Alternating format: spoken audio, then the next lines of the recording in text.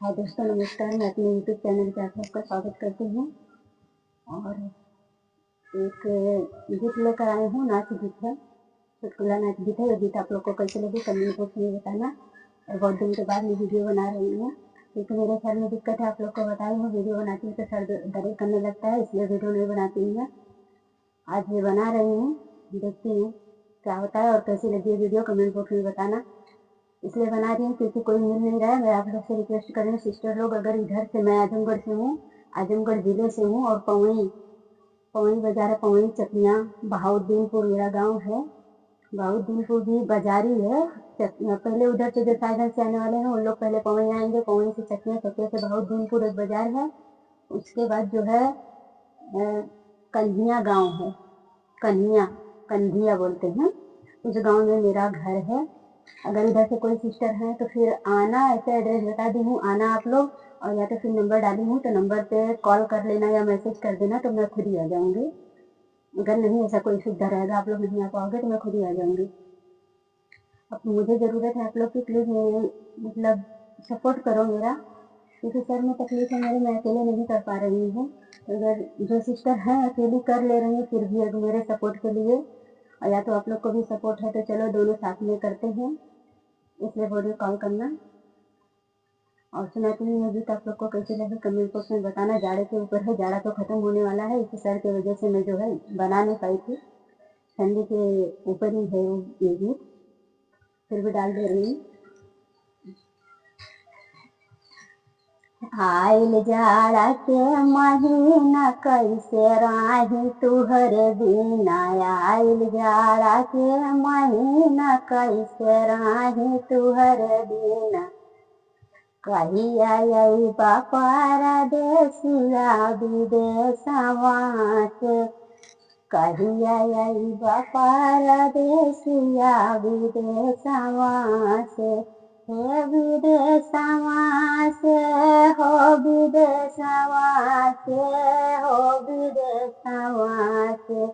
कहिया अइबा परदेसिया विदेशवा से, कहिया अइबा परदेसिया विदेशवा से।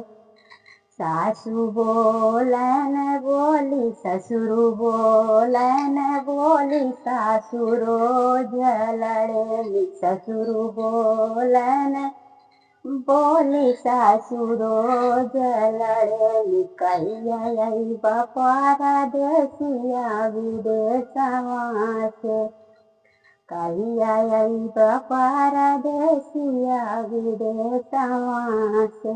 हे विदेशवा से हो, विदेशवा से हो, विदेशवा से। कहिया अइबा परदेसिया विदेशवा से। आइल जाड़ा के महीना कैसे राही तुहरे बिना, आइल जाड़ा के महीना कैसे राही तुहरे बिना। कहिया अइबा परदेसिया विदेशवा से। हे विदेशवा से हो, विदेशवा से हो, विदेशवा से। कहिया अइबा परदेसिया विदेशवा से, कहिया अइबा परदेसिया विदेशवा से। जेठऊ बोलन बोली जेठनी हमसे लड़ेनी, जेठऊ बोलन बोली जेठनी रोज लड़ेनी। कहिया अइबा परदेसिया विदेशवा से, कहिया अइबा परदेसिया विदेशवा से।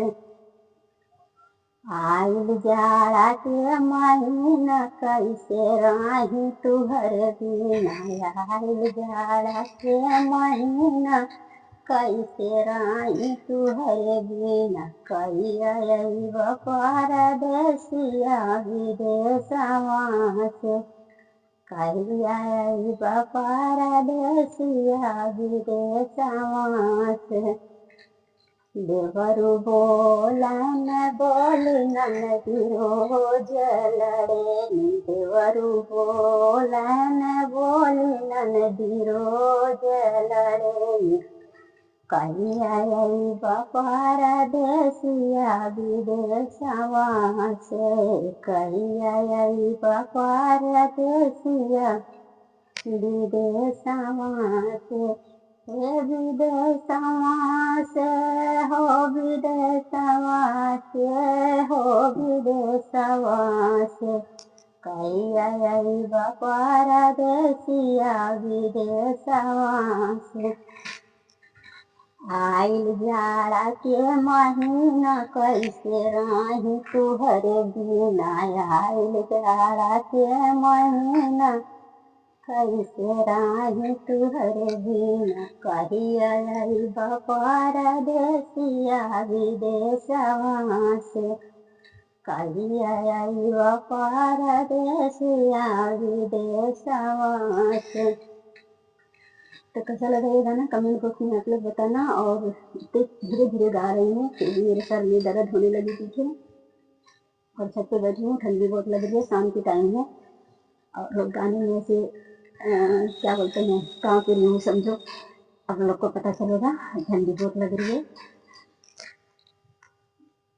तब तक के लिए बाय बाय दोस्तों, फिर मिलते हैं किसी दूसरी वीडियो में। और अब कोशिश करूंगी डेली वीडियो डालूंगी, भले थोड़ा तकलीफ रहेगी तो क्या डेली डालूंगी। आवाज़ थोड़ा स्लो करके ही गाऊंगी, तेजी से गाती हूँ तो ज़्यादा तकलीफ होती है मुझे, तो आवाज़ स्लो करके गाऊंगी लेकिन डालूंगी हम।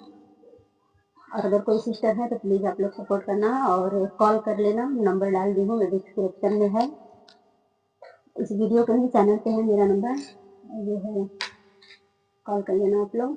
अगर आ सकते तो आना, नहीं अगर कोई है कोई सुविधा नहीं है तो फिर नहीं आ जाएंगे, बस अपना एड्रेस बता देंगे।